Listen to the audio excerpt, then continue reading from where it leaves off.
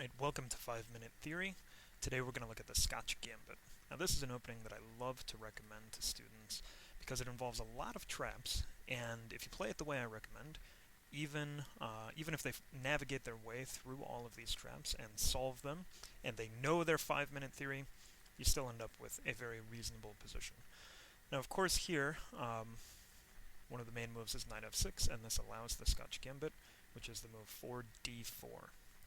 Let's look at a few traps that can happen already as quickly as move 4. One move that I see played a lot at the club level, a common mistake, is knight takes e4. And this causes some serious problems. After d takes e5, there's a threat of queen d5. For example, if black plays bishop c5, looking at a fried liver style attack on f2, you can flip the tables with queen d5 and whoops, there's a checkmate threat. The knight's hanging. Okay, alright, let's put the king out here in the middle. And black is going to have to sooner or later deal with all of these hanging pieces.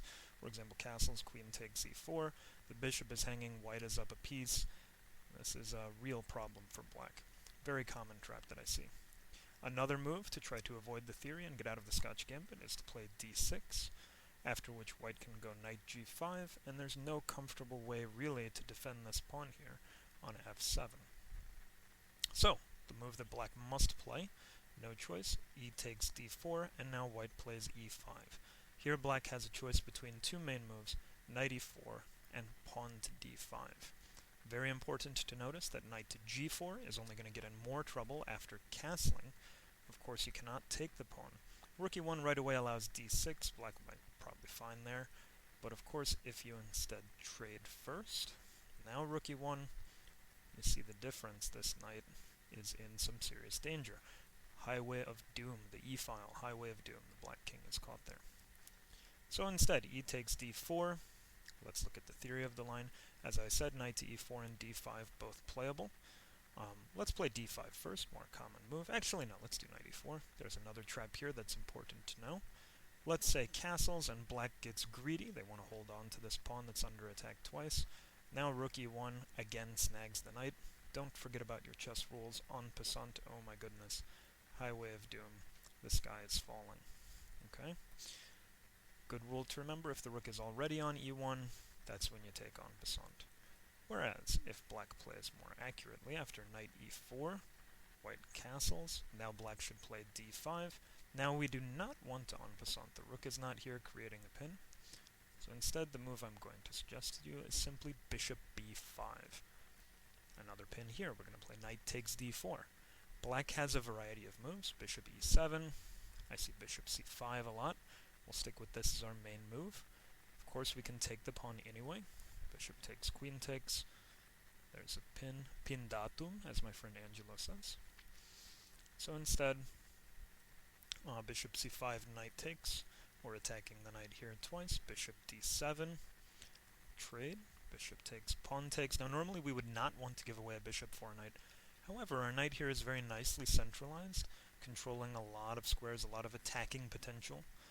For example, if bishop takes, you could consider knight f5 right away, you could consider e6 right away, you could even look at something crazy like hold the knight and go queen g4 right away. So if black is going to take and double their pawns, we give up the bishop, but we have a strong knight, we have some crippled pawns, things are alright. Now, here, a very common move that I see occur, probably the best move, f3, gaining tempo off the knight. Notice we could play f4 right away, but then it would be black's move. So we go f3 first.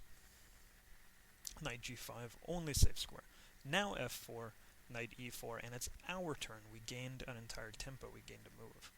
For example, if f3, f4, knight e6, black tries to save the tempo, we go pawn c3, and now pawn f5 is a seriously dangerous attack. For example, castle f5, trade, the bishop is hit.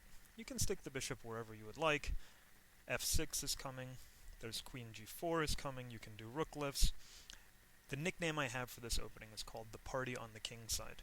Your pawns seal off the king side. Your pieces have a party there. Okay, not good news for black, so black needs to, on this move, head back knight e4.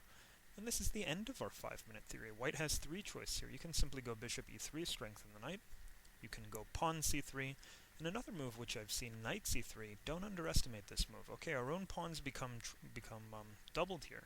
But now our knight is secure. We have access to the b file. Actually, this position is not so pleasant for black. He has the two bishops, but how do you use them? f5 is coming in. The party on the king side will occur.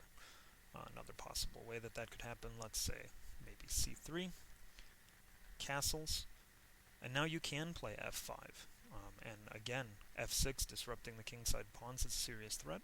If black decides to shut that down, protected passed pawns are lovely. Alright, this is the Scotch Gambit, 5-minute theory edition. We're on move 11, white has choice knight c3, bishop e3, pawn c3, after which black has to be extremely dangerous that the party on the king side does not feature his king. Please remember to rate the video, comment if you will, and subscribe.